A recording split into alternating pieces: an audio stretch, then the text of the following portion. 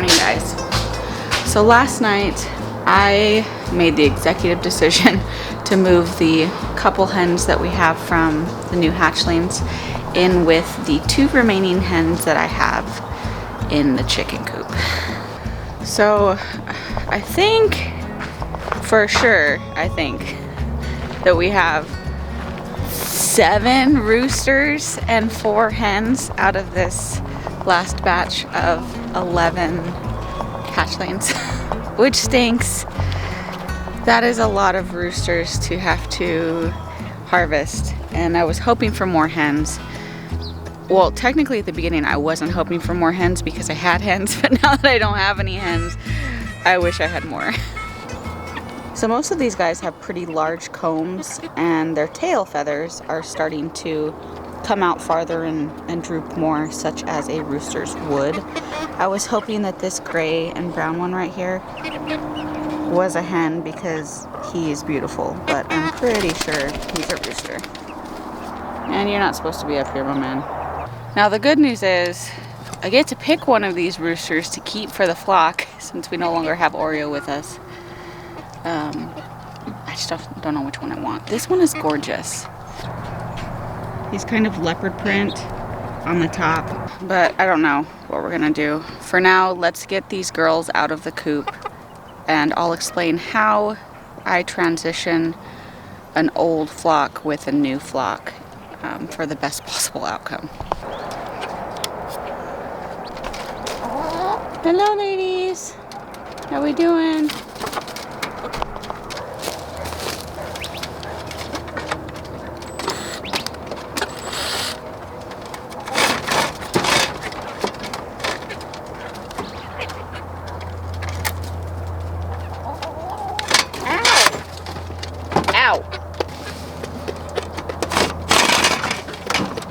Don't eat my fingers. Wait until I'm done.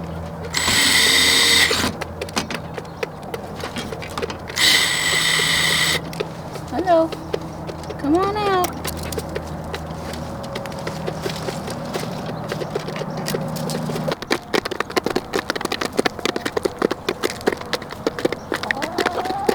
So when you're transitioning flocks together, you want to give them plenty of time to acclimate with each other in a safe environment before you actually literally throw them together.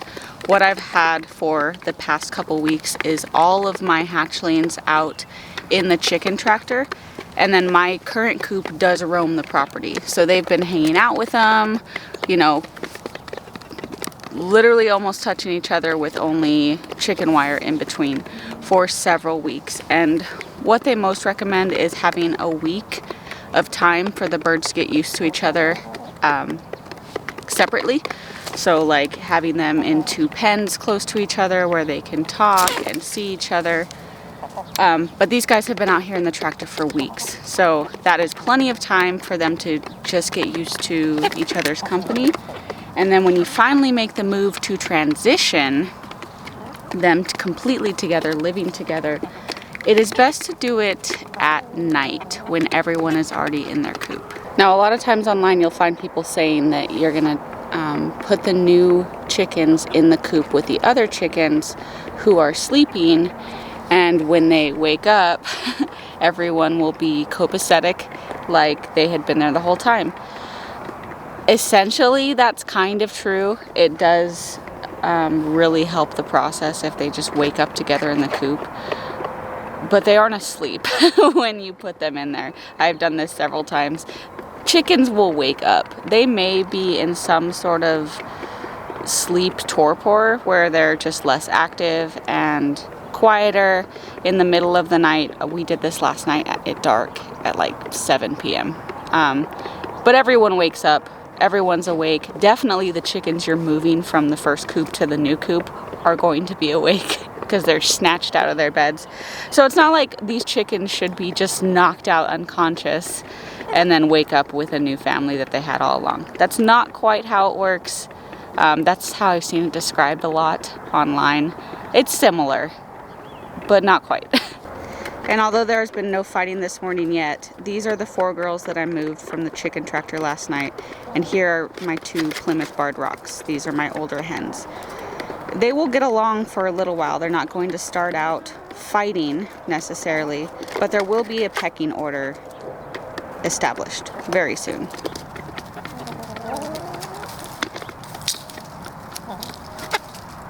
So a pecking order is quite literally called a pecking order because chickens peck at each other. When they fight, they peck each other for dominance, to get each other out of the way, etc., etc. So what's going to happen over the course of the next couple of days is my 2 barred rocks, my 2 mature hens, are going to inevitably let these 4 little girls know that they are the top of the roost. They run this place and they get the food first. There may be some small skirmishes, some small fightings. What you don't want to see is your chickens like fighting each other to the death. And that normally rarely ever happens with hens, especially if you've given them that good long time to acclimate separately from each other so that they're used to each other's sights. But it should be fine. I'm going to leave these guys in here all day, for essentially from now until forever. These hens are going to stay with my older hens and will become part of my laying flock.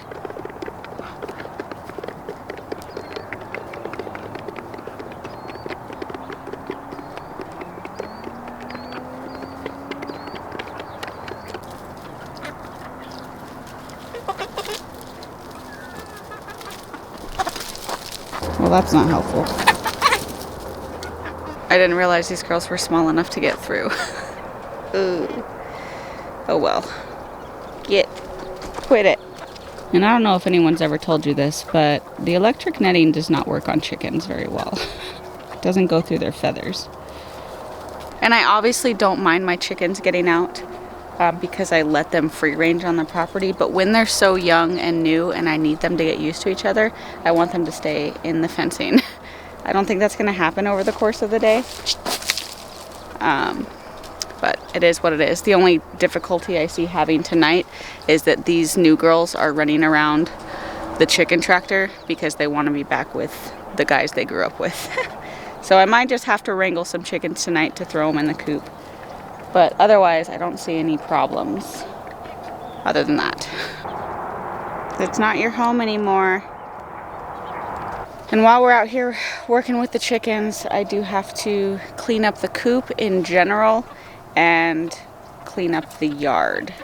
Ever since the coyotes came and got the rest of the chickens, my 2 rocks have been sleeping in their nesting boxes. So there is a ton of poop. I'm gonna have to completely take these out and wash them out and fix it up. And hopefully once I have more hens in here, they will stop roosting in their nest boxes and start roosting on these bars like they have before.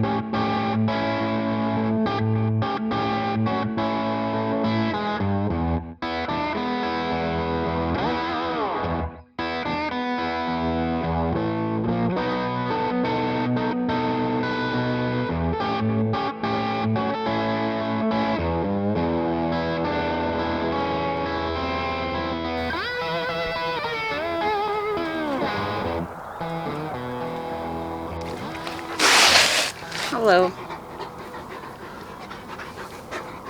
Okay.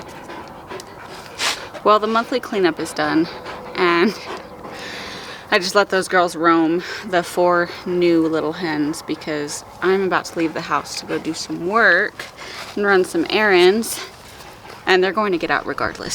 So I'm just going to worry about this tonight. We will probably have to catch 4 very small hens and wrangle them into the coop, but such is life.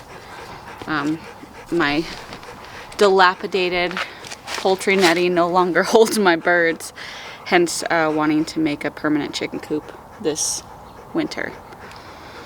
So all in all, out of 11 eggs that I hatched, I think I only got 4 hens, which is a bummer, kind of, because that means I get to hatch more.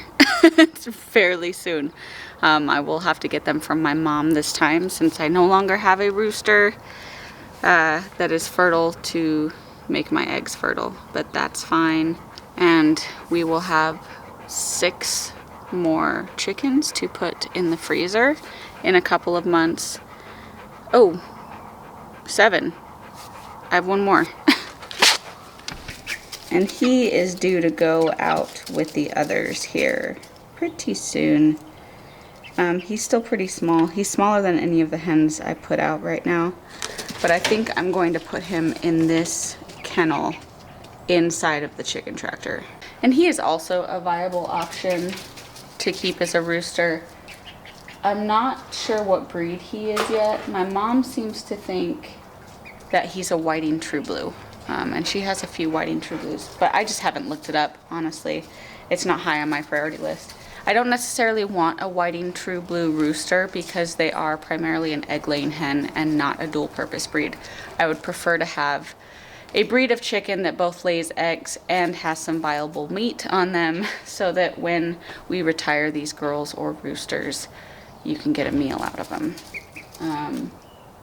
So I'm not sure he's going to be my pick if he ends up being a whiting true blue. If you guys are chicken people, let me know down in the comments what you think he is. But 7 roosters. So many roosters. It's a curse. But we'll do better this year with the chickens. Or we'll just have a coyote roasting party. I don't know yet. I'll catch you guys on the next one.